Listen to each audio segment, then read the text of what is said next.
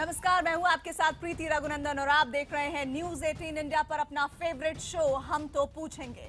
लखनऊ की विशेष सीबीआई अदालत ने आज बाबरी विध्वंस केस में सभी 12 आरोपियों के खिलाफ आरोप तय कर दिए हैं। हालांकि आडवाणी, जोशी, उमा भारती समेत सभी आरोपियों को इस मामले में तत्काल जमानत मिल गई, लेकिन अब अदालत इस मामले की लगातार सुनवाई करेगी।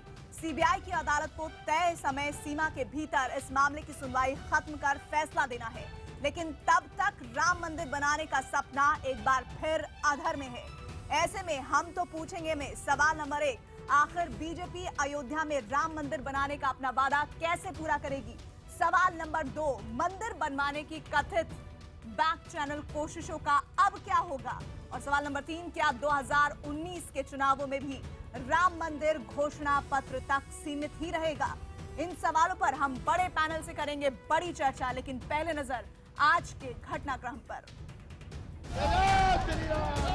जब तक वो हटता नहीं तब तक तो मंदिर बनता नहीं। हाँ, तो मंदिर ही है, पहले से भी था, आज भी है। मैं 6 दिसंबर को अयोध्या में मौजूद थी और ये भागीदारी खुली हुई थी। आजीवन कारावास होता है, जेल होता है, तो जेल जाने के लिए तैयार हूँ, लेकिन राम जन्मभूमि पर भव्य मंदिर का निर्माण होगा। तो पैसे बाहर आया हुआ है, मुझे नहीं लगता समय की बर्बादी क्यों की जा रही। लाल कृष्ण आडवाणी, मुरली मनोहर जोशी, उमा भारती, विनय कटियार, विष्णु हरि डालमी, सतीश प्रधान, चंपत राय बंसल, साध्वी रितंभरा, रामविलास दास वेदांती, महंत नृत्य गोपाल दास, धर्मदास। लखनऊ की स्पेशल सीबीआई कोर्ट ने बाबरी विध्वंस केस के इन सभी आरोपियों के खिलाफ आरोप तय कर दिए। यही नहीं, सुप्रीम कोर्ट के आदेश के मुताबिक ढांचा ढहाने के मामले में आपराधिक साजिश का केस भी दर्ज कर दिया। इन आरोपियों ने अदालत से आरोप खारिज करने की मांग की थी, लेकिन अदालत ने ये मांग भी ठुकरा दी। डिस्चार्ज एप्लीकेशन जो रिजेक्ट हो, उम्मीद है रिजेक्ट होगी, क्योंकि ऑनरेबल सुप्रीम कोर्ट का क्लियर कट है कि 120 बी में चार्ज फ्रेम करें, तो चार्ज तो फ्रेम इन्हें करना पड़ेगा। इसलिए एप्लीकेशन हमारी रिजेक्ट होगी, उसके खिलाफ हम हाई कोर्ट जाएंगे। बाबरी स्ट्रक्चर के विध्वंस में किसी तरह से योगदान नहीं था, ये लगातार क्राउड को रोक रहे थे, यही हमारा कहना। हालांकि दूसरा पक्ष आज की अदालती कार्रवाई को लेकर खास उत्साहित नहीं दिखा। उनके लिए ये एक सामान्य प्रक्रिया थी, जिसके लिए आरोपियों का अदालत में आना जरूरी था। इनका चार्ज फ्रेम होने के लिए असल में इनको बुलाया गया था, तो चार्ज अगर आज फ्रेम हो जाएगा तो इनको दोबारा नहीं आना पड़ेगा, इसमें एप्लीकेशन बेस के काम चल सकता है इनका। तो वहीं आजम खान जैसे नेता इस अदालती कार्रवाई को भी सियासी रंग देने से बाज नहीं आए। अब क्योंकि सब शरीफ लोग हैं, बड़े लोग हैं, संवैधानिक कुर्सियों पर बैठ चुके हैं, तो अब ये कितनी बड़ा अपराध करें तो इन्हें तो जमानत मिल ही जाएगी। छोटा आदमी होता जेल जाता। बहरहाल सुप्रीम कोर्ट ने सीबीआई की अदालत को 2 साल में मामले की सुनवाई पूरी करने का आदेश दिया है, लेकिन फैसला आने के बाद दोनों पक्षों के पास हाई कोर्ट जाने का विकल्प खुला रहेगा। ऐसे में बड़ा सवाल ये है कि जब तक सुनवाई चलेगी, राम मंदिर निर्माण के वादे का क्या होगा? क्या केस चलने तक मंदिर निर्माण की कवायद ठप रहेगी? क्या फैसले तक वो जमीन कोर्ट के अधिकार क्षेत्र में रहेगी? क्योंकि आपराधिक मामले के हिसाब से विवादित जमीन कोर्ट की संपत्ति होगी। ऐसे में बीजेपी के सुब्रमण्यम स्वामी जैसे नेताओं, मुख्तार अब्बास नकवी जैसे मंत्रियों और विश्व हिंदू परिषद के दावों का क्या होगा? यही नहीं, बीजेपी के वोटरों को दिखाए उस सपने का क्या होगा कि केंद्र में मोदी और राज्य में योगी की सरकार मिलकर मंदिर बनवाएगी।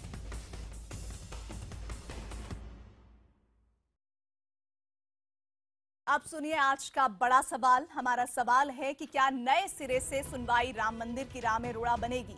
अगर आपका जवाब हाँ है तो HTP_Y लिखें।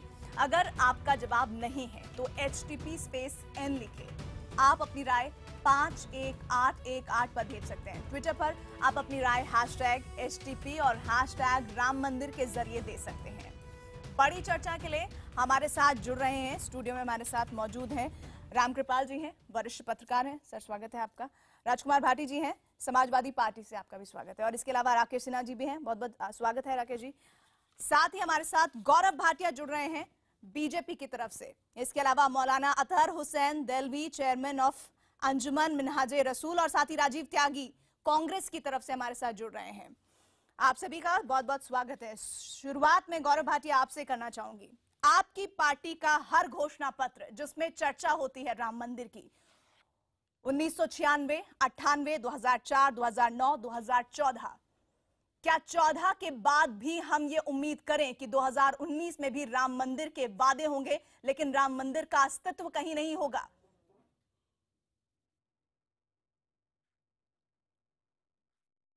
प्रीति जी, पहले तो सबसे हमें समझने की ये आवश्यकता है कि जो आज का केस है ये इसमें क्रिमिनल चार्जेस लगाए गए हैं और क्रिमिनल चार्जेस जो है जब तक प्रूव ना हो जाए तो किसी भी व्यक्ति के खिलाफ अगर लगाए जाए, ये फ्रेमिंग ऑफ चार्ज की स्टेज है, तो वो गिल्टी नहीं प्रूव हो जाता है। कानून के तहत शायद मेरा सवाल नहीं समझ पाए, मैं और कोर्ट की भाषा में आपको मैं बता देती हूँ, ट्रायल के दौरान निर्माण कैसे होगा? जिस वजह से आपकी पार्टी ने केंद्र से लेकर राज्य तक में सरकार बनाई, वहां पर कहां है राम मंदिर का मुद्दा? क्या सिर्फ ये घोषणा पत्रों का ही हिस्सा है? मेरी पहले बात सुनिए प्रीति जी, अगर आप समझने की कोशिश करेंगी तो कानून भी आपको समझ में आएगा, इतना मुश्किल कार्य नहीं है।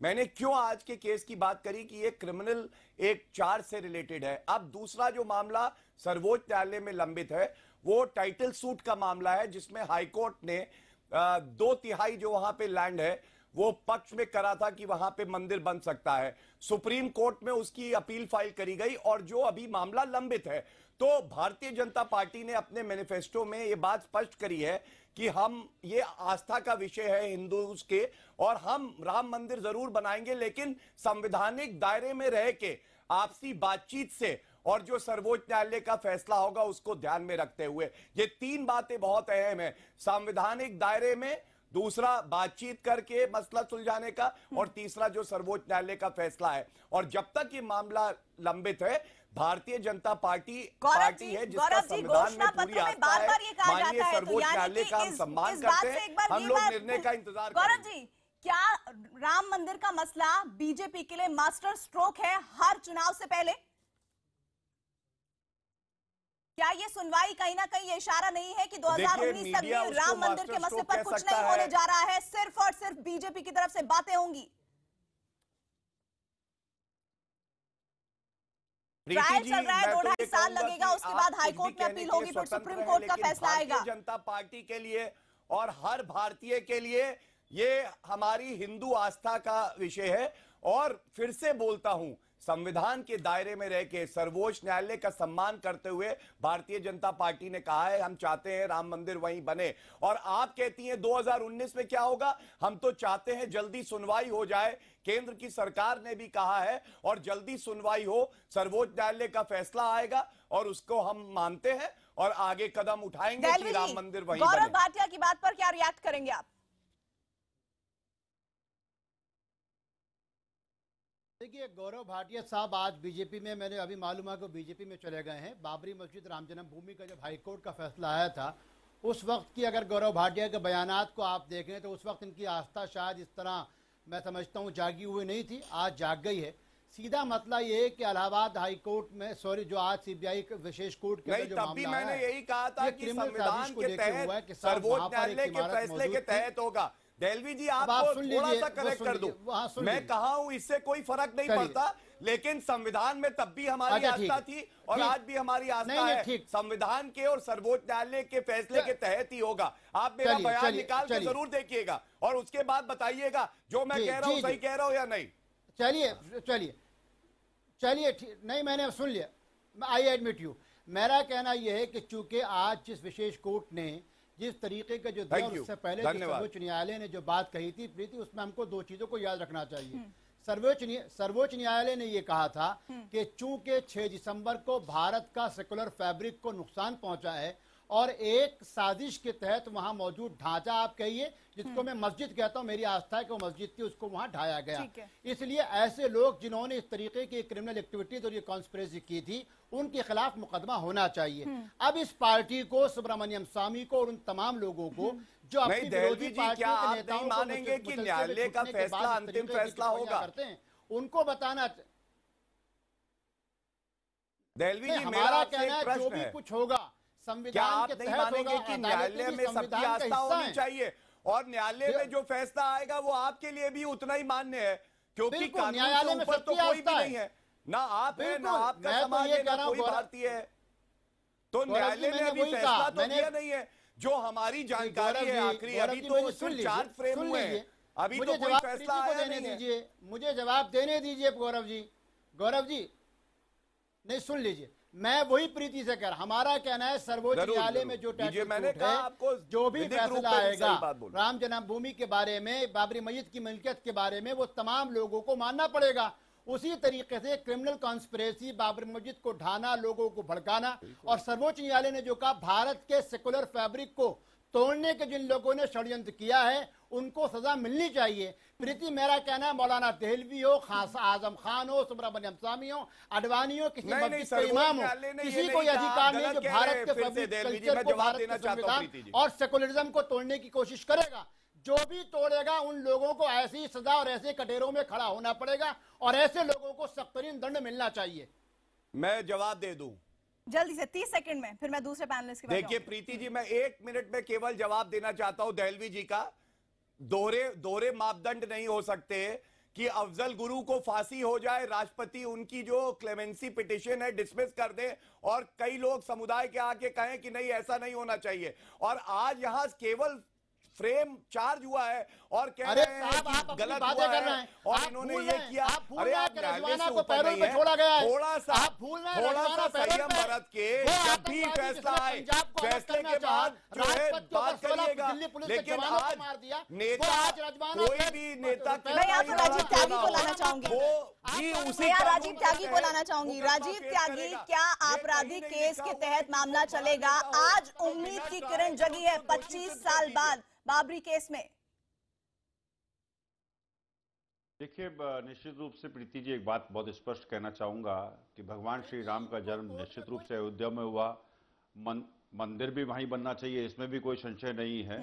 लेकिन सबसे बड़ी बात है कि देश में कानून व्यवस्था है और देश में कानून व्यवस्था चलाने के लिए अदालतें हैं। यदि अदालतों की बात मानने की बात करी जाए, भारतीय जनता पार्टी के प्रवक्ता जिस तरह से आज कह रहे हैं कि अदालत के हिसाब से सब चीजें होंगी, तो 92 में अडवाणी जी को और अन्य नेताओं को ये पता जरूर होगा कि अदालतें हैं देश में और अदालत ही फैसला करेगी इसमें। तब आपने इतना उन्माद क्यों इकट्ठा किया कि जिसकी वजह से 400 लोगों का निधन हुआ, जिसकी वजह से कानून व्यवस्था खराब हुई और जिसकी वजह से पूरे विश्व में भारतवर्ष की छवि को भी धूमिल होना पड़ा। हम ये कहते हैं कि हिंदुस्तान में निश्चित रूप से कानून जब है और कानून चलाने के लिए अदालतें हैं, तो उन अदालतों में जब आपको एतबार था तो आपने उन्माद क्यों किया? आपने इस राम मंदिर को लेकर के भगवान राम का सौदा करने का काम क्यों किया? आपने श्री राम के नाम पे वोट लेने का काम क्यों किया? उस पे भी जवाब दीजिएगा। बिल्कुल बताइए, दोबारा पूछिए प्लीज। बिल्कुल रिएक्ट करूंगा राजीव जी। तब की केंद्र की, दोबारा पूछिए। मैंने कहा आपसे केंद्र की सरकार पूछ रहा हूं मैं आपसे राजीव भाई, मैं कह रहा हूं केंद्र की सरकार ने क्या किया था? मिसलीड किया कोर्ट को। दूसरी बात, आप भी वही बात कह रहे हैं जो मैंने कही कि आप कह रहे हैं कि भड़काया और इस तरह से बाबरी मस्जिद जो थी वहां पे उसका ढांचा गिरा दिया गया। तो ये तो ट्रायल में, सुन लीजिए आप मेरी बात, आपने अपनी बात रखी, मैं आपको जवाब दे रहा हूं। ट्रायल कोर्ट ये तय करेगा कि किसी ने भड़काया या नहीं भड़काया। आज आप फैसला कैसे कर रहे हैं इस बात का? मैं तो फैसला नहीं कर रहा हूं ना, फैसले देने के न्यायाधीश हूं। थोड़ा बहुत अगर आप बहुत बड़े वकील हैं देश के, मैं मानता हूं। तो जब तक पूरा ट्रायल ना हो जाए तब तक इंतजार करिए और संयम रखिए। पहली बात आपने कही केंद्र सरकार ने अदालत को गुमराह किया। नहीं हो सकता, हमारी सरकार की हमने गुमराह नहीं किया। उत्तर प्रदेश के प्लीज कंप्लीट कर दूं। फ्रेमिंग ऑफ चार्ज जब हुआ है तो इससे कुछ साबित नहीं होता, ये केवल एक प्रोसीजर है क्रिमिनल प्रोसीजर कोड में। मैं उसमें जा ही नहीं रहा हूं। मैं उसमें जा ही नहीं रहा हूं किस तरह की बहस है। मैं आपसे कहूं, आप बौखला गए हैं, आप नाराज हो गए हैं, आप तिलमिला गए हैं, आपको बुरा लग रहा है क्योंकि आपके प्रश्न का उत्तर दिया। ये क्या बात हुई? उत्तर प्रदेश के मुख्यमंत्री महोदय, तत्कालीन मुख्यमंत्री कल्याण सिंह साहब ने एफिडेविट दिया केंद्र सरकार की अपनी इंटेलिजेंस एजेंसी नहीं थी क्या? केंद्र सरकार की अपनी इंटेलिजेंस एजेंसी क्या कर रही थी? आप ये बताइए। आपने अभी कहा कि राम मंदिर वहीं बनना चाहिए, तो नरसिम्हा राव जो कांग्रेस के प्रधानमंत्री थे उन्होंने वक्तव्य दिया कि वहां पे मस्जिद दोबारा बनाएंगे। तो ये विरोधाभास है। नरसिम्हा राव जी ने कुछ कहा, आप कुछ कह रहे हैं। विरोधाभास है आपकी बात पे। और आपके पुराने नेता नरसिम्हा राव जी की बात पे लेकर के आज 2014 तक सन 92 में श्री राम हमें तो गर्व है मौजूदा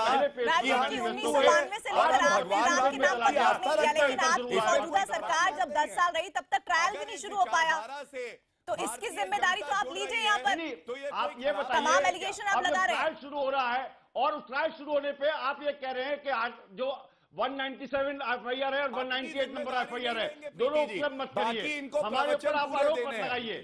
तो ये जो चीजें है ना, ये चीजें निश्चित रूप से गौरव भाटिया जी दर्शाती हैं कि आपको राम से मतलब नहीं है, आपको पाक सेवकों से मतलब नहीं है, आपको राम भक्तों से मतलब नहीं है, आप सिर्फ अपनी खाल बचाना चाहते हैं, अपने नेताओं को बचाना चाहते हैं। भले पाक सेवक या राम सेवक जेल चले जाएं या उनकी हत्या होती रहे, उससे आपको नहीं पड़ता है। देखिए ऐसा आप कहते हैं सौगंध राम की खाते हैं, मंदिर वहीं बनाएंगे। जरा ये बताइए, अभी ट्रायल चल रहा है, 2-2.5 साल इसमें लगेगा, फिर आगे हाई कोर्ट है, फिर सुप्रीम कोर्ट है, तो फिर राम की सौगंध कहां पर है जिसे हकीकत में अमली जामा पहनाना था?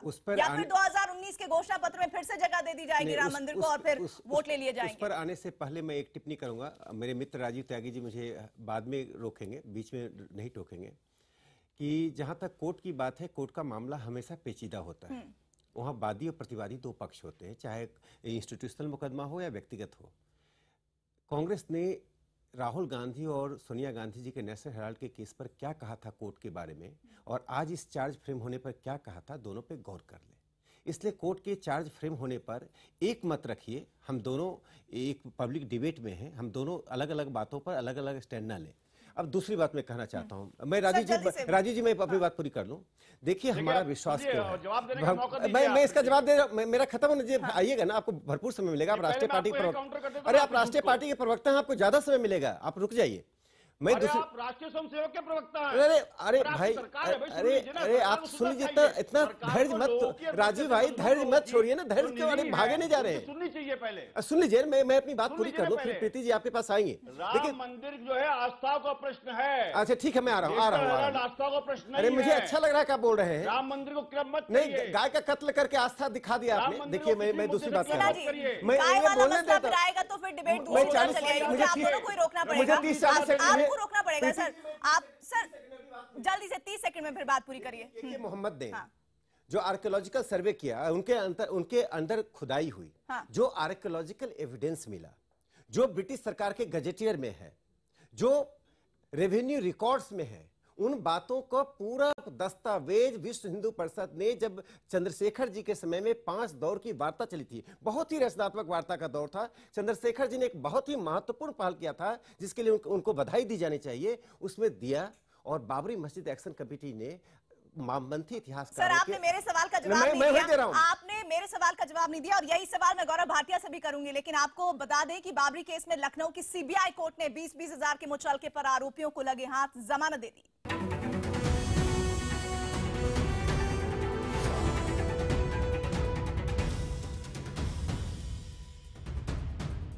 आपने अभी कहा कि राम मंदिर वहीं बनना चाहिए, तो नरसिम्हा राव जो कांग्रेस के प्रधानमंत्री थे, उन्होंने वक्तव्य दिया कि वहां पे मस्जिद दोबारा बनाएंगे।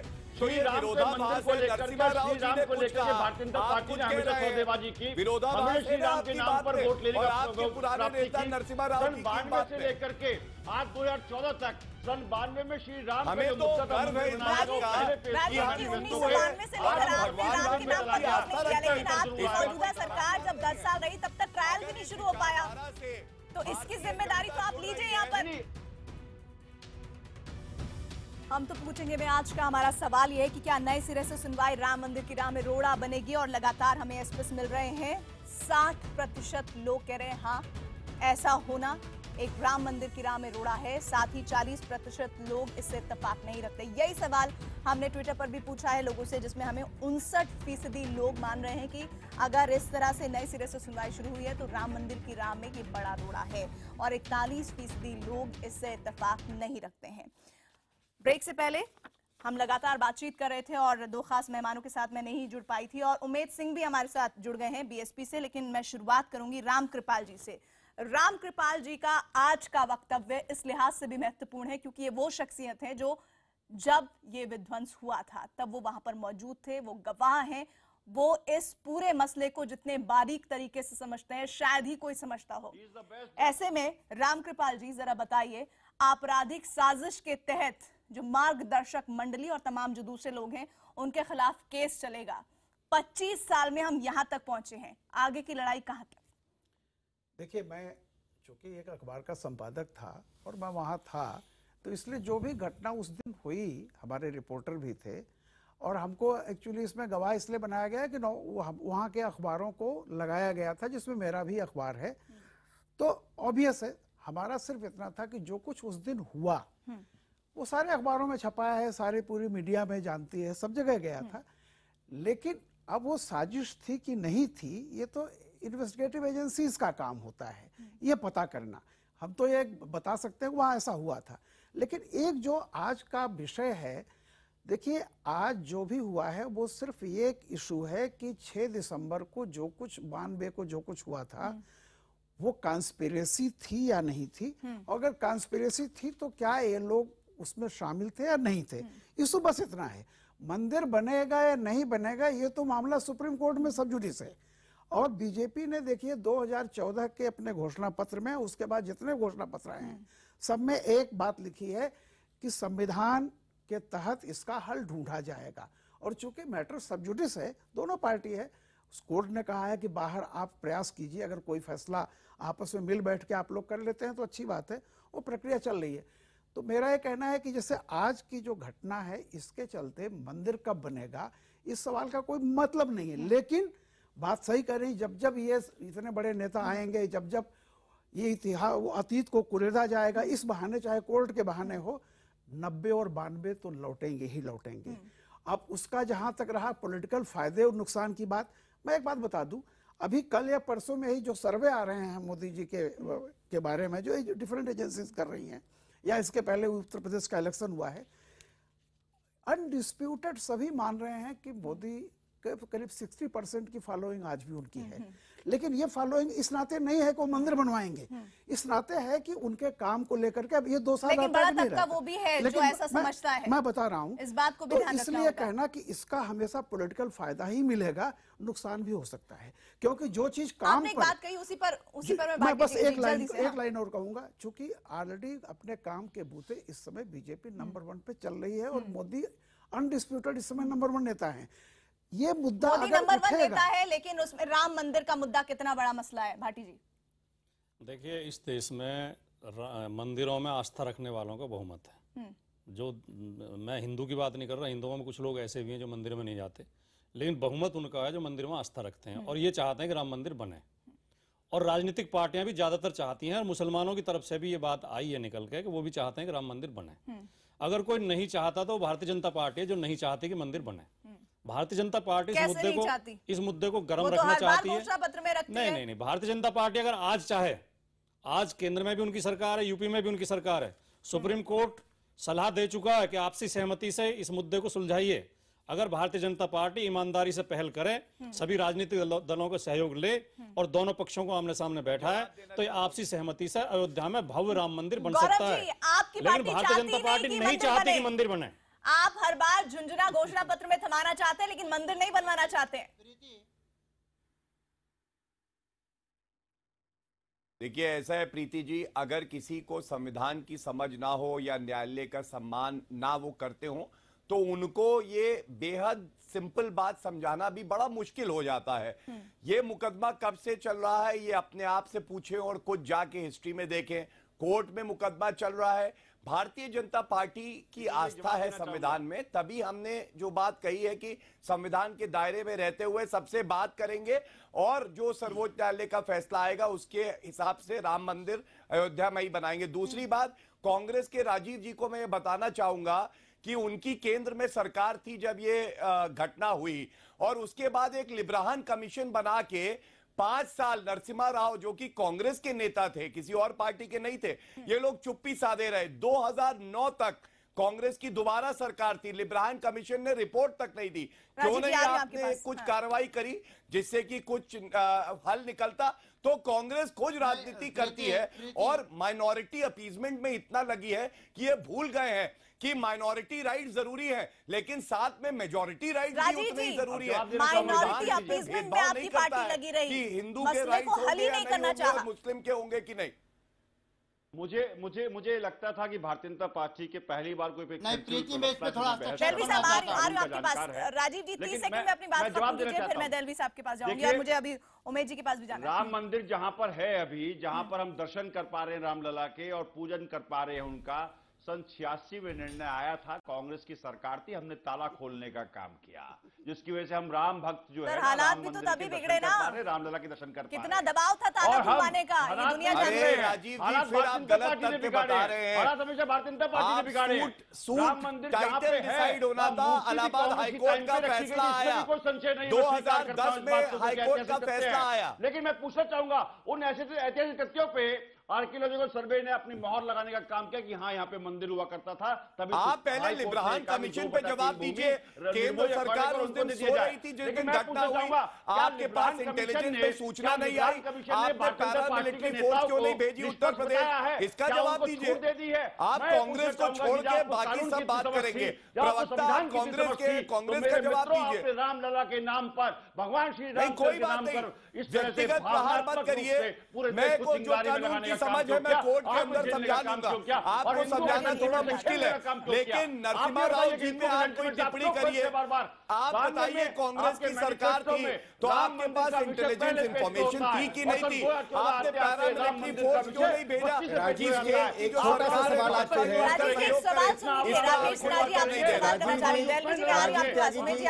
राजीव त्यागी जी एक छोटा सा सवाल आपसे है कि आपकी सरकार ने लिब्राहन कमीशन बनाया, 17 साल में 8 करोड़ के खर्च पर 48 बार एक्सटेंशन के बाद जो लिब्राहन कमीशन सीबीआई की मदद से और उन तमाम लोगों की मदद से जो विटनेस बने थे, उसमें अधिकांश विटनेस ऐसे भी थे जो पत्रकार भी थे, वामपंथी विचारधारा के कारण बाबरी मस्जिद एक्शन कमेटी से जुड़े हुए भी थे। उन सब की मदद के बाद लिब्राहन कमीशन कहां पहुंचा? पार्लियामेंट में डिबेट हुआ लिब्राहन कमीशन पर, पार्लियामेंट के पटल पर लिब्राहन कमीशन रखा गया, डिबेट हुआ और किस निष्कर्ष पर पहुंचा? क्या षड्यंत्र था? षड्यंत्र अडवाणी जी थे, षड्यंत्र जोशी जी थे। जो बात आपने कही है ना राकेश जी, मैं 30 सेकंड में जवाब देता हूं आपकी बात का। आपने जो कहा लिब्राहन कमीशन का, इसका मतलब साफ हुआ कि नाच ना जाने आंगन टेढ़ा, और निश्चित रूप से आप लोग बात जानते नहीं है कि राम मंदिर कैसे बनेगा और किस तरह से बनेगा। आप बना दीजिए ना, आप बनाइए, हमें इससे मतलब नहीं है। हम तो आपका स्वागत करेंगे, सोनिया गांधी जी जाएं वहां पर रखें, शिलान्यास करें नए मंदिर का, हम तो स्वागत करेंगे। आप तो गौवध कर रहे हैं और कह रहे राम मंदिर बनाएंगे। दोहरे मुंह से भारत की राजनीति में सांस्कृतिक विरासत को धोने का काम मत कीजिए। कांग्रेस ने आप वही राग आलाप रहे जो जवाहरलाल नेहरू जी ने सोमनाथ मंदिर बनते समय के मुंशी को पत्र में लिखा था कि दुनिया में हमारी इमेज खराब हो जाएगी। 90-92 में भारत की इमेज बनी है कि हम अपनी विरासत को पकड़े हुए, विरासत को छोड़े नहीं है। बाबर हमारी विरासत को नहीं छीन सकता है, गौरी गजनी ने हमारी विरासत को नहीं छीना। बहुत छोटा सा दिल है। अरे छोटा क्या, आप जवाहरलाल नेहरू की रणनीति पर चलेंगे? यही आप कन्हैया लाल के बीच में उमेश जी को लाना चाहूंगी। उमेश जी, आज आपराधिक साजिश के तहत केस चलने की बात हुई है बीजेपी के लीडर्स पर, मंत्री पर, और मार्गदर्शक मंडली के सदस्य भी उसमें शामिल हैं। उम्मीद की किरण जो है वो 25 साल में यहां तक पहुंची है। क्या बीजेपी लगातार घोषणा पत्र का हिस्सा बनाती रहेगी राम मंदिर के मसले को, जो कि वो बनाती रही है? ये एक मंशा के तहत, एक रणनीति के तहत किया जा रहा है और राम मंदिर का मसला यूं ही जीवन पर्यंत बना रहेगा। बीएसपी का स्टैंड इस पर क्या है? निश्चित है प्रीति रघुनंदन जी, ये पूरे देश को, पूरे प्रदेश को, सबको पता है कि भाजपा केवल गुमराह करती है, हिंदुओं के भावनाओं से खेलती है। ये कभी गौ हत्या रोक देने की बात करके वोट लेते हैं, कभी राम मंदिर का नाम लेके वोट लेते हैं। आपको याद होगा कि बीपी सिंह की प्रधानमंत्री पूर्व उसकी सरकार थी जनता दल की, और उस समय भी 2:44 तक लोकसभा चला था। फैसला हुआ था कि जो भी होगा, अपना जो विवादित ढांचा है 2.77 एकड़ जमीन को छोड़ के विवादित ढांचे को, और मथुरा के तर्ज पे मंदिर बनेगा, और हर जात के लोग, हर धर्म के लोग मिलकर मंदिर बनवाने के लिए ये फैसला हुआ था। लेकिन वहां से पार्लियामेंट से निकलते ही किस तरह से हेलीकॉप्टर लेकर के 4 लोग मंदिर बनाने चल दिए। तो वो केवल षड्यंत्र रचना था, बनाना कुछ नहीं था इनको। ये लोगों ने कभी ईटा पूजा के पैसा लिया, कभी कहीं पे भी छोड़ दिया, और जब हिसाब मांगो तो मैदान से आपकी मंशा पर हर बार सवाल खड़े होते हैं। हाँ बिल्कुल, मैं जवाब दे। देखिए, हमारी मंशा पे वो सवाल उठा रहे हैं जो हमारे समर्थन से उत्तर प्रदेश में सरकार बना चुके हैं।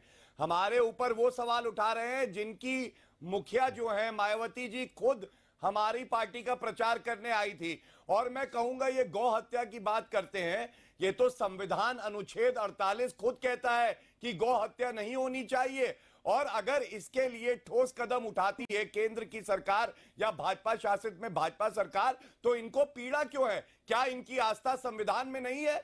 क्या ये बौखलाए हुए हैं इसलिए कि ये सिमट के रह गए हैं 19 सीटों पर उत्तर प्रदेश में और लोकसभा में 0 सीटों है? जनता ने नकारा है, तो भ्रष्टाचारी मायावती जी को निकाला है। 2 दिन में ही आपने मुखौटा बदल दिया, बदलते ही तो चेंज हो गए। ठीक है, मैं आज वो बात कह रहा हूँ जो मुझे सही लगती है। मैं भारतीय जनता पार्टी का प्रवक्ता हूँ, उनकी बात मजबूती से रखूंगा। आज चर्चा का विषय क्या है? मैंने आपसे सवाल किया, आपने भारतीय जनता पार्टी का समर्थन लेके सरकार फिर क्यों बनाई? आप बताइए, इसका उत्तर दीजिए। प्रश्न का उत्तर देने से बाद दर्शक समझ जाते हैं। गौरव, एक सवाल का जरूर आप जवाब दीजिए। आज फैसला आया और कल योगी आदित्यनाथ अयोध्या क्यों जा रहे हैं? इतनी तेजी क्यों दिख रही है अयोध्या जाने में, वो भी फैसले के तुरंत बाद, अगले दिन? उस पर भी मैं आपको जवाब देता हूँ। हाँ, जल्दी से 30 सेकंड। नहीं प्रीति जी, उस पर भी मैं आपको जवाब दे। बिल्कुल, बहुत अच्छा प्रश्न आपने किया, मैं जवाब बिल्कुल। प्रीति जी, ये जो उनका ब्यौरा है श्री योगी आदित्यनाथ जी का, ये पहले से था और वो वहां पे जो कार्य हो रहे हैं उसको देखने जा रहे हैं। अयोध्या भी उत्तर प्रदेश का हिस्सा है, वहां पे दीन बंधु अस्पताल है आंखों का, वहां भी जाएंगे, अवध यूनिवर्सिटी भी जाएंगे। इसके ऊपर राजनीति क्यों हो? 15 साल से राजीव जी, इस पर राजनीति नहीं होनी चाहिए। अगर वो दौरे पे जा रहे हैं तो ये पहले से तय दौरा था। मुझे राजीव जी, मैं आऊंगी आपके पास। और साथ ही क्या बीजेपी के पास राम मंदिर के मसले को इसी तरह से घोषणा पत्र में बनाए रखने का ही मौका है, या फिर जब आपकी हर तरफ सरकार है तो क्यों ना कानून बनाने के बारे में विचार किया जाए? इस पर भी विरोधियों के निशाने पर बीजेपी रही है, चाहे राज्य की बीजेपी हो या फिर सेंटर में रूल कर रही है। एक ब्रेक के बाद इसी पर चर्चा। देखते रहिए, हम तो पूछेंगे।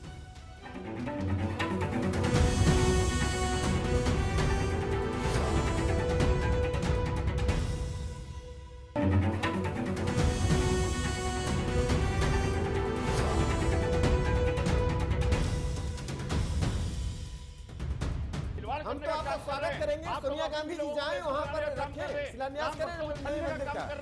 हम तो स्वागत करेंगे। आप तो गौवध कर रहे हैं और कह रहे राम मंदिर बनाएंगे। दोहरे मुंह से भारत की राजनीति में सांस्कृतिक विरासत को धोने का काम मत कीजिए। कांग्रेस ने आप वही राग आलाप रहे जो जवाहरलाल नेहरू जी ने सोमनाथ मंदिर बनते समय के मुंशी को पत्र में लिखा था कि दुनिया में हमारी इमेज खराब हो जाएगी।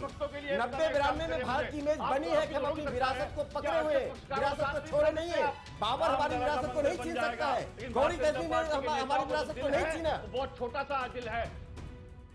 और एक बार फिर से आपको आज का सवाल बता दें, हम तो पूछेंगे में क्या नए सिरे से सुनवाई राम मंदिर की राह में रोड़े अटकाने वाली है? इसी पर एसएमएस लगातार हमें मिल रहे हैं। 65% लोगों का जवाब हाँ में है कि हाँ, इससे राम मंदिर के निर्माण में देरी होगी, रोड़े अटकेंगे, धीरे हो जाएगी रफ्तार। वहीं इसके अलावा 35% लोग इस बात से इत्तेफाक नहीं रखते, उन्होंने कहा नहीं, ऐसा नहीं होगा। इसके अलावा यही सवाल हमने ट्विटर पर भी पूछा था, जिस पर हमें 59% लोग कह रहे हैं कि हाँ, राम मंदिर के निर्माण में देरी होगी। वहीं 41% ऐसे लोग हैं जो कह रहे हैं नहीं, इससे राम मंदिर निर्माण में कोई फर्क नहीं पड़ेगा। भाटी जी, विनय कटियार का एक बयान कि अगर आपराधिक मामला चलने वाला है बीजेपी के नेताओं पर तो मुलायम सिंह यादव पर भी चलना चाहिए, क्योंकि कार सेवकों पर गोली उन्होंने भी चलवाई थी। देखिए, कार सेवकों पर गोली चलाई गई थी कानून का पालन करने के लिए, संविधान का पालन करने के लिए। यहाँ पर जो आज जो मुकदमा है, मुकदमे में क्या आरोप लगाए गए हैं 12 नेताओं पर? इन पर लगाए गए बाबरी मस्जिद तोड़ने का षड्यंत्र रचना, 2 धर्मों के बीच शत्रुता पैदा करना, धार्मिक उन्माद भड़काना, देश की एकता को तोड़ने का षड्यंत्र करना, ये आरोप हैं। जब इनमें से ज्यादातर 1-2 को छोड़ के सभी कभी कोई ना कोई चुनाव लड़े हैं, चुनाव हारे हैं, जीते। जब चुनाव में पर्चा दाखिल करते हैं उस समय शपथ दिलवाई जाती है कि मैं देश की एकता अखंडता बनाए रखने के लिए काम करूंगा, देश में 2 समुदायों के बीच शत्रुता पैदा नहीं करूंगा, देश के संविधान का पालन करूंगा। इन्होंने उस मर्यादा का उल्लंघन किया है। ये राजनीति में कायदे में नैतिकता के आधार पर राजनीति से ही संन्यास ले लेना चाहिए सब लोगों को। राजनीति में किसी पद पर रहने लायक नहीं है। और आज जो मुख्यमंत्री योगी जी ने इनका स्वागत किया लखनऊ में, अभियुक्तों, ये कोई स्वतंत्रता सेनानी तो थे नहीं, इन्होंने देश के संविधान का उल्लंघन किया। अच्छा। देश में शत्रुता पैदा की 2 धर्मों के बीच में, धार्मिक भावनाएं भड़काई, देश की एकता अखंडता को तोड़ने की साजिश रची, जोड़ दीजिए देश में दंगे हुए भाटी जी, और केवल मस्जिद नहीं तोड़ी गई, हजारों मंदिर भी तोड़े गए उसके बाद। भाटी जी आप एक सीनियर, और कितने लोग मारे गए। भाटी जी आप सीनियर लीडर हैं, जनता के बीच आपका काम है। एक लाइन यह भी जोड़ दीजिए जो मैं बोलना नहीं चाहता था, जब आपने शत्रुता की बात की मैं उसको दबा के रखना चाहता था दब के रह जाए कि अलीगढ़ मुस्लिम यूनिवर्सिटी में तो ब्रेकफास्ट और लंच मिलना बंद हो गया। देखिए आपने अगर कोई अपराध किया है, अरे साहब इतने बड़े मुद्दे को आप भूल रहे हैं, अपराध कम नहीं हो जाता। हिंदू अपने ही देश में 80% की जनसंख्या वाले देश में हिंदू दोहरी नागरिकता, विश्व के इतिहास में माइनॉरिटी कम्युनिटी के साथ ऐसा नहीं होता भाटी जी। ऐसे राजनीतिक के कारण अरे देश की जनता ने जवाब दे दिया है, एक के बाद एक मैंडेट। ये हिंदुत्व की धारा आप सबको हाशिए पर डाल देगी, शर्मनाक। हिंदुत्व की धारा आप सबको हाशिए पर डाल रही है, डालती रहेगी। आप पुरानी राजनीति को छोड़िए। अरे अलीगढ़ मुस्लिम यूनिवर्सिटी इस देश में वो भी हिंदू है, अलीगढ़ में उत्तर प्रदेश में है, आप उसके प्रतिनिधि नहीं है क्या? अलीगढ़ उत्तर प्रदेश में उस विश्वविद्यालय में नाश्ता नहीं, भोजन नहीं, किसी कैमरे को परमिशन नहीं, कोई। प्रीति जी आप जाइए अलीगढ़ मुस्लिम यूनिवर्सिटी, प्रीति जी आप कैमरे लेके जाइए, आपको परमिशन नहीं मिलेगा। गौरव भाटिया, क्या उमा भारती को अपने पद से इस्तीफा नहीं देना चाहिए? जब आपराधिक साजिश के तहत उन पर केस चलना चाहिए, ये विरोधी लगातार मांग कर रहे हैं। राजीव त्यागी भी कुछ कहना चाह रहे हैं, पहले आपका रिएक्शन 30 सेकंड में, फिर मैं राजीव त्यागी के पास जाऊंगी। जी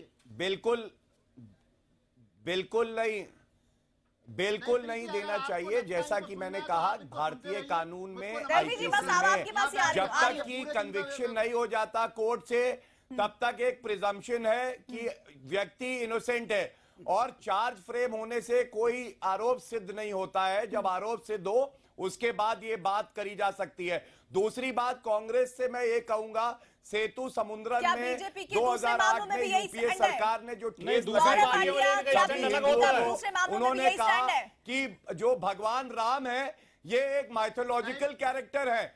तो ये अपीजमेंट जो इनका है, चाहे समाजवादी पार्टी का अपीजमेंट है कि मुजफ्फरनगर दंगों में वो कहती है केवल एक विशेष धर्म के लोगों को हम मुआवजा देंगे, दूसरे को नहीं देंगे। मैं समझता हूं आपको सबको साथ में लेके चलना पड़ेगा। और आप उस समय समाजवादी पार्टी में थे और सबको मुआवजा दिया गया था। गौरव भाटिया जी, झूठ बोलने का ठेका आपने नहीं लिया है, झूठ मत बोलिए चैनल पे बैठ के। आप उस समय समाजवादी पार्टी में थे, दोनों धर्मों के लोगों को मुआवजा दिया गया। हम रिजर्वेशन देंगे माइनॉरिटी को, क्या रिजर्वेशन मिल गया? आपसे मैं सवाल कर रहा हूँ, मैं पूछ रहा हूँ, आपको रिजर्वेशन देने की बात हुई थी माइनॉरिटी को, क्या रिजर्वेशन मिला? नहीं मिला। ये होता है धोखा देना। आप पूछिएगा अपने आप से। नहीं प्रीति, मुझको नमाज के लिए उठना है। देलवी जी जल्दी से आप अपनी बात रखिए। देखो प्रीति, 2 बातें हैं यहाँ। राकेश सिन्हा जी की बात, मैं पहली चीज तो ये है कि भारतीय जनता पार्टी को इस पूरे मुद्दे में मंदिर से कोई मुद्दा नहीं था। ये सारा खेल प्रेसिडेंशियल इलेक्शन के मद्देनजर रखा गया है। जिस चीज को रामकृपाल जी खुल के नहीं बता पाए, असल चीज है प्रेसिडेंशियल इलेक्शन। दूसरी चीज जो राकेश सिन्हा जी ने अभी ट्वीट करा, उसका जवाब ऑफिशियली अलीगढ़ मुस्लिम यूनिवर्सिटी के एक हिंदू प्रोफेसर का जवाब आ गया है। उन्होंने कहा राकेश सिन्हा जी को अपना ट्वीट वापस लेना चाहिए। अलीगढ़ मुस्लिम यूनिवर्सिटी में सहरी और इफ्तार के वक्त हिंदुओं के लिए कुछ बंद नहीं होता है। और राकेश जी मालूम होना चाहिए, वो अलीगढ़ मुस्लिम यूनिवर्सिटी वो है जहां से साहब सिंह वर्मा पढ़ के निकले। अरे छोड़िए, आप कैमरा जाने की परमिशन दीजिए। आप दहलवी साहब इस तरह की सांप्रदायिक चीजों को पर्दा डालने का काम मत कीजिए। मैं इस बात को उठाना नहीं चाहता था, इस बात को मैं नहीं उठाना। आज मीडिया में उठने के बाद वहाँ सफाई आ रही है। अरे आप क्या बात कर रहे हैं दहलवी साहब? राम के, भगवान राम के नाम पर, माँ सीता के नाम पर आपके दृष्टिकोण को हमने देखा है। आपके दृष्टिकोण को देखा है। तलाक के प्रश्न पर आपने माँ सीता के लिए क्या शब्द का उपयोग किया था, हमने देखा है। दहलवी साहब, इस देश की विरासत से मत टूटिए। पूजा पद्धति हमें नहीं तोड़ती है। हमारी विरासत, सभ्यता, संस्कृति एक है, पूर्वज एक है। आप कहाँ के मुसलमान हैं? आपकी पूजा पद्धति मुसलमान की है, आपकी धर्म संस्कृति एक है, संप्रदाय अलग है, हमारा धर्म एक है। इस देश में धर्म की परिभाषा वह नहीं है जो सेमेटिक रिलीजन कहता है। आप सोचिए, भारत का इतिहास इस्लाम और ईसाइयत से पूर्व का इतिहास है। मैं वापस अपने सवाल पर आऊंगी। मैं वापस झूठ बोलता है, मैं आपको नहीं कह रहा हूँ झूठ बोल रहे हैं। हमारा मतांतर हो सकता है, लेकिन एक दूसरे को झूठ बोलना, राकेश जी मुझे वापस अपने सवाल पर आना पड़ेगा। उपयोग करना हमारे जेल में नहीं है। इस्तीफा देना चाहिए, नहीं देना चाहिए? राकेश सिन्हा जी, क्या उमा भारती को अपने पद से इस्तीफा देना चाहिए कि नहीं देना चाहिए, जिसकी विपक्ष मांग कर रहा है? देखिए, ये तो भारतीय जनता पार्टी का एक राजनीतिक प्रश्न है, जो उनकी राजनीतिक कमेटी इस पर निर्णय लेगी। लेकिन मैं इतना मानता मैं इतना मानता हूं कि ये क्रिमिनल कॉन्स्पिरेसी केस का कोई आधार नहीं है, ये केस नहीं चलेगा, हमारे पक्ष में फैसला आएगा। इसलिए कहता हूं कि हमारे पास प्रमाण है, चंद्रशेखर जी के समय में हमने सारे प्रमाण को रखा है। इंटरप्ट करें राकेश सिन्हा को। मैं एक बात कहना चाहता हूं। देखिए, राकेश सिन्हा जी ने अपनी बात कही, वो संघ के विचारक हैं, अपनी संघ के हिसाब से बात कर सकते हैं। लेकिन मैं एक बात कहना चाहूंगा, यहाँ पे 3 विषय में छोटी छोटी बात करना चाहूंगा। राकेश जी ने पंडित नेहरू का जिक्र किया कि वो सोमनाथ मंदिर पे मोदी जी के बिना पार्लियामेंट पे एक भी सांसद एक्ट नहीं कर सकता आपका।